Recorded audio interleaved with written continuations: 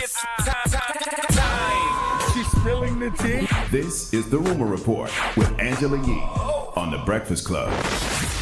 Well, Blac Chyna yesterday had talked about trying to change things up and go to Harvard. And that was the program. It was an online program she posted after the last couple of years. You guys have been given a perspective of who I am from the media and people closest to me. I've been bullied, humiliated, manipulated, and discredited as a mom. Looking back at a lot of my actions, I'm reflecting and realizing that confusion is a serious thing I have caused, and I am working to be the best me. Blac Chyna doesn't define Angela White as a person. At 30, I'm overwhelmed with the blessings I have being a mother of two amazing children. I don't talk on things often, but I promise to give you guys more of me. Angela White perspective. Thank you for years of endless love. Your support for me is a blessing. And that's when she revealed that she's been accepted to take a Harvard course and is looking forward to new beginnings. Well, Harvard issued out a statement. They said that they have not admitted her nor provided an acceptance letter to a person named Angela White. Damn. They said that, it's just, I guess, not happening. Now, there's been even more news that came out around this. Apparently, there was a person named Christian Emiliano, and that person refers to himself as a social media renaissance man, and his pitch is that he will help you take this online program that everyone is doing now to add attended Harvard to their brand. It's kind of a rebranding thing, so you can say, I went to Harvard. The team will complete all the coursework for you, and it says all you have to do is take one test. We will provide you the study guide and then take credit for the program. You can go on the Harvard campus, take a picture with a Harvard hoodie on. You can post updates on your Snapchat and Instagram story. The course costs $22.50, and then it's $1,000 extra for them to complete the entire course for you. So you paying people to help you front now? Yes, that's Jesus exactly Christ, what it is. Man. Listen, Thanos snapped his fingers and made Blac Chyna's application go away. So it's no degree, none of that, huh? All a lie.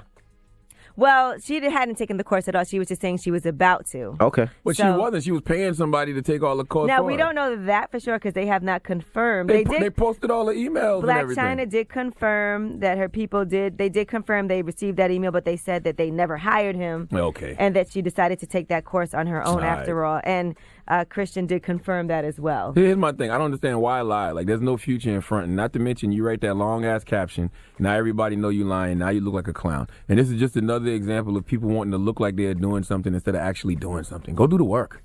All right, now ESPN and TNT are trying to sign Dwayne Wade reportedly as an analyst. They both want him. Makes sense, right?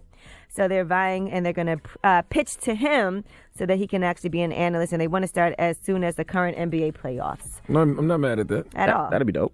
All right, Alan Foster, you know him as one of the co-founders of Big Baller Brand. Well, the FBI is investigating him. We gave you some of this information. Alonzo Ball has distanced himself from the Big Baller Brand, covering up his tattoo.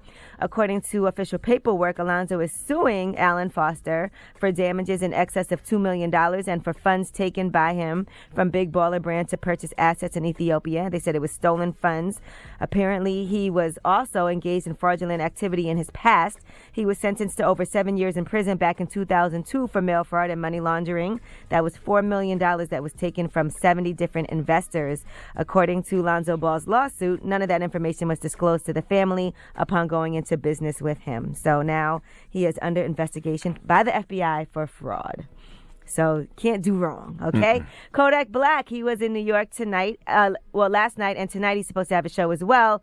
But things didn't go as scheduled. Now, we told you about all kinds of issues he's been having on the road. The feds did also raid his tour bus outside of a Washington, D.C. venue where he was performing.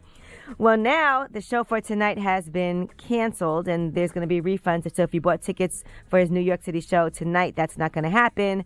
And last night, the venue was changed from the Hammerstein Ballroom. It was changed over to United Palace. So people that had tickets for that were instructed to go there. So I heard they did still sell a lot of tickets, like 5,000 tickets were sold for Kodak Black. So nothing is stopping him on his grind right now. John Singleton is in a coma. Now, originally, they said he had a stroke, but it turns out that stroke was way more serious than his family first revealed. They said it was a major stroke, and he is in a coma.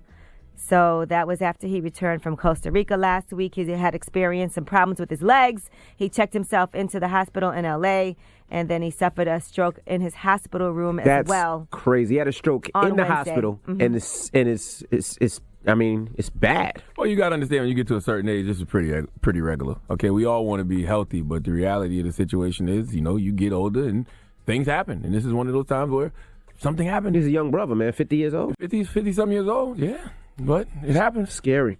He's 51, yes, and it was, but it's a major stroke, and he is in a coma, so it wasn't just a minor stroke as originally had been reported. We're praying for John Singleton. Absolutely. Yeah, hopefully they're going to be able to help him, and he'll be able to pull through. I will say though, when I hear things like that, I'd much rather hear about stories like that. I'd rather not hear anything, but if I want to hear a story about something like that, I'd rather hear that than somebody got shot.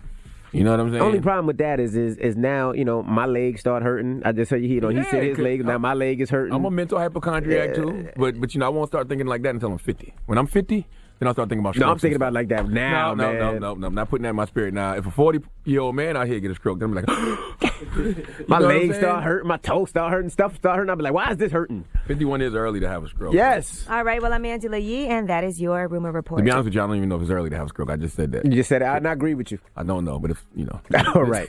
Sounds early.